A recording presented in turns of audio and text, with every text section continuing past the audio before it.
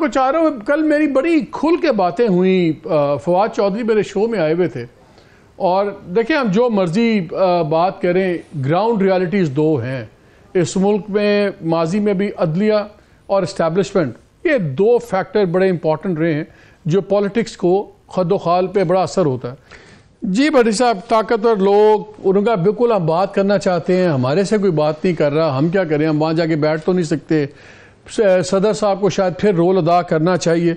اب حالات ایسے ہو گئے کہ لگتا ہے ایک جمود آ گیا ہے، گورنمنٹ نے پورا زور لگایا ہوا ہے، ایک کے بعد ایک پی ٹی آئی لیڈر پہ مقدمات، وہ اس کوشش میں ہے کہ مقدمے کرو، گرفتار کرو، اندر کرو، کمر توڑو۔ خان صاحب اپنی طرف سے کھڑے ہوئے ہیں، وہ اپنی جگہ پہ کھڑے ہوئے ہیں، اب کسی نے تو جمود توڑنا ہے۔ جو اب فواد چودھری صاحب کی باتیں سن رہے تھے، کیا وقت آ گیا ہے کہ جو ہم کہتے تھے کہ جی بالکل علیحدہ ہونا چاہیے فوج کو ہر چیز سے، کہ شاید تھوڑی بہت بات کرنی چاہیے، شاید یہ وقت آ گیا ہے کہ پی ٹی آئی کے ساتھ بھی بات کریں ادارے، اور کوئی رولز آف گیم تو طے ہو سکے اس ملک میں۔ بسم اللہ الرحمن الرحیم۔ مالک صاحب، آپ نے کہا فواد چودھری صاحب نے بہت کھل کے بات کی، وہ کر سکتے ہیں، میں تو صحافی ہوں، ہم تو گھٹن میں بات کرتے ہیں آج کل، گھٹن میں جو انہوں نے ماحول بنا دیا ہے، کھل کے بات ہو ہی نہیں سکتی۔ دوسری بات آپ نے 100% ٹھیک کی، پاکستان میں دو ادارے ہیں، اسٹیبلشمنٹ اور عدلیہ، باقی 22 کروڑ کیڑے مکوڑے ہیں، جس کو جہاں مرضی مار دو، جس کو مرضی اغوا کر لو، جس کو مرضی اٹھا کے لے جاؤ، جس کی مرضی کوئی کاروائی کرے نہ کرے، ہم لوگ میٹر ہی نہیں کرتے۔ دوسرے جو شعلے آ رہے ہیں، کتنے لوگ تھے؟ 3، اور تم کتنے تھے؟ یہ 2 دورے پہلے ہو چکے ہیں، اور یہ اس کے لیے نہیں آ رہے عمران خان صاحب کے لیے۔ میں تو ایک چھوٹا سا رپورٹر ہوں، گمنام سا، اور آج کل زندگی کے ساتھ عزت بھی بچانے کی کوشش کر رہا ہوں۔ یہ کسی اور مقصد کے لیے آ رہے ہیں۔ یہ ڈاکٹرین، کبھی اس سے پہلے کوئی اور ڈاکٹرین تھا، آج کل کوئی اور ڈاکٹرین چل رہا ہے، اس ڈاکٹرین کا حصہ ہے۔ آئی ایم ایف کو ڈیلے کرنا ایک حصہ ہے، کچھ مقاصد ہیں۔ یہ کام اس طرح نہیں ہو رہا، یہ کام پھٹنے والا ہے بالون۔ عمران خان کو انہوں نے الیکشن نہیں دینے، اور اسٹیبلشمنٹ کی پوری تائید حاصل ہے۔ جو مریم نواز صاحبہ نے فرمایا کہ سلیکشن کمیٹی ٹوٹ گئی، دونوں ہاتھوں سے کان پکڑے ہوئے ہیں، یہ اتنے بڑے لوگوں کو کان پکڑا سکتی ہے؟ انہوں نے یہ نہیں بتایا کہ اسی سلیکشن کمیٹی نے 10 اکتوبر کو ان کے حوالے حکومت کی، اسی سلیکشن کمیٹی کی وجہ سے 50 روپے ایفیڈیوٹ پر نواز شریف باہر بیٹھے ہیں 3.5 سال سے۔ اس نے یہ ہی نہیں بتایا اسی سلیکشن کمیٹی کی وجہ سے جس شخص پر فرد جرم عائد نہیں ہو رہی تھی 4 مہینے سے، وہ وزیر اعظم ہے۔ اسی سلیکشن کمیٹی کی وجہ سے جو 6 سال سے اشتہاری تھا، پرائم منسٹر کے جہاز میں گیا تھا، اسحاق ڈالر جو بھی نام ہے ان کا، معافی چاہتا ہوں، وہ جہاز پہ واپس آیا۔ انہیں یہ نہیں پتا کہ 29 نومبر سے پہلے، یا چلو چھوڑ دے، مہینہ چھوڑ دے، محفل فلیٹ سے ان کا جو قیمتی فلیٹ ہے، اس سے تقریباً 20 مائل، مریم بھی اس میٹنگ میں تھی جس میں پاکستان کے مستقبل کا فیصلہ ہوا۔ بات نکلے گی تو دور تک جائے گی۔ میں مالک صاحب کی طرح مضبوط آدمی نہیں ہوں، ہڈیاں بھی کمزور ہیں، سگریٹ بڑے پیتا ہوں، اس زیادہ مار بھی نہیں کھا سکتا۔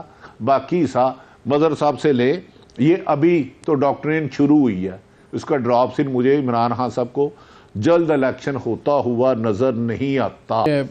کوئی ریزن سمجھ نہیں آتا۔ بھٹی صاحب مجھے ایک بات بتائیں کہ خان صاحب کے ہم نے کافی اب چینجز دیکھی ہیں، خان صاحب کے رویے میں تبدیلی دیکھی ہے، بڑا نرمی دیکھی ہے، انہوں نے یہاں تک کہہ دیا تالی دونوں ہاتھوں سے بجتی ہے، ایک ہاتھ سے نہیں بجتی۔ فواد چودھری کہتے ہیں کہ ہم پروشما کرنا چاہتے ہیں، خان صاحب نے امریکہ کو کہہ دیا کہ امریکہ میرے ساتھ شامل نہیں تھا۔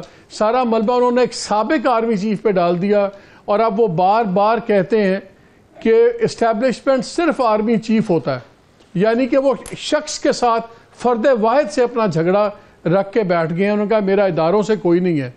یہ تمام چیزیں کرنے کے بعد بھی کیا آپ کے خیال میں کوئی نرمی نہیں آئے گی سارے طرف سے رویوں میں؟ دیکھیں، آرمی ایک ڈسپلن فورس ہے، اور عموماً جو میرے اپنی خیال ہے کہ جو آرمی چیف کہہ دیتے ہیں وہی نیچے تک چلتا ہے۔ لیکن اس بحث میں نہیں جاؤں گا، مجھ سے زیادہ تینوں ہی صاحب علم ہیں، تینوں ہی صاحب علم ہیں۔ اس کی وجوہات، اور ایک اور آدمی ہے جنہوں نے بلو ٹائی پہنی ہے، انہیں سب سے زیادہ پتہ ہے۔ وہ اب ہمیں تھوڑا سا ایسے شدری مار کے پنکچر کر کے دیکھتے ہیں. ایک ہوتی ہے میری مدر صاحب کی لڑائی ہو گئی. میں شرط یہ رکھتا ہوں کہ بھائی مدر صاحب اگر میری صلح تب ہوگی آپ نے مالک صاحب کو ساری عمر نہیں بولنا. اور وہ باقاعدہ اس پہ قرآن ایمان ہوتا ہے. قرآن ایمان ہوتا ہے.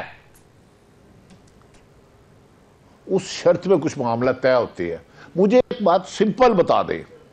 رجیم چینج عمران خان جو کہتے ہیں یہ کبھی بھی ایک دن میں نہیں ہوتا. اس کے بہت کریکٹر ہوتے ہیں. چاہے ماضی میں محترمہ پیپلز پارٹی کی 2 دفعہ حکومت گری ہو, چاہے نواز شریف کی گری ہو, نون لیگ کی, اس کے بہت سارے کریکٹر تھے. وہ پورے پردے بنائے تو ایک چین بنتی ہے. عمران خان کو یہ نہیں ہے. لیکن کیا عمران خان صاحب کو یہ نہیں پتا کہ کس وجہ سے ان کے معاملات آج کل سیٹ نہیں ہو رہے؟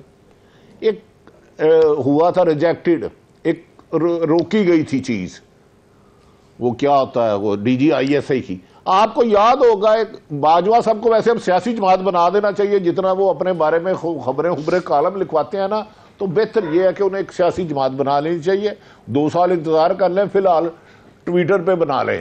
وہ اچھی بات, اچھے وہ کر رہے ہیں. انہوں نے پہلے جویچوئی سب کا جو کالم تھا ٹھیک تھا. دوسرا تو جو وہ لگڑ بگڑ صافی نے دیا نا وہ خبر, وہ تو بغل بچہ بیچارہ کسی کا, مریم کا, اس کا تو خیر کوئی میٹر نہیں کرتا میری نظر میں. ایسا آپ نے جو بات کہی ہے, اس ملک میں بڑے طوفان کا اندیشہ ہے. وہ کب آتا ہے؟ غیب کا علم تو اللہ کی ذات کو ہے. معاملات سب کے ہاتھ سے نکل رہے ہیں. عمران خان کے نہایت قریب آدمی ہیں. ایک اور اہم شخصیت کے بہت وہ کورسمیٹ رہے ہیں. ملاقات بھی ہوئی, اس میں بات آگے چل نہیں سکی کیونکہ دوسری طرف بہت سخت شرائط ہے.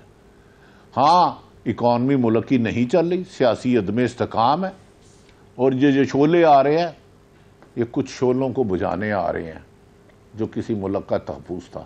اس سے آگے میرے پر جلتے ہیں. مظہر صاحب بہت اچھی گفتگو کر سکتے ہیں کراچی کے حالات میں. کراچی میں کڑائی اچھی کہاں ملتی ہے اور نہاری اچھی کہاں ملتی ہے. جو مرضی سیاستدان کریں, ایک دوسرے کو گھسیٹیں, جو مرضی کریں, ملک ایسے ہی چلے گا. لیکن کچھ لوگوں کا خیال یہ ہے کہ ایک پوائنٹ آتا ہے جس پہ کہتے ہیں نتھنگ ٹو لوز.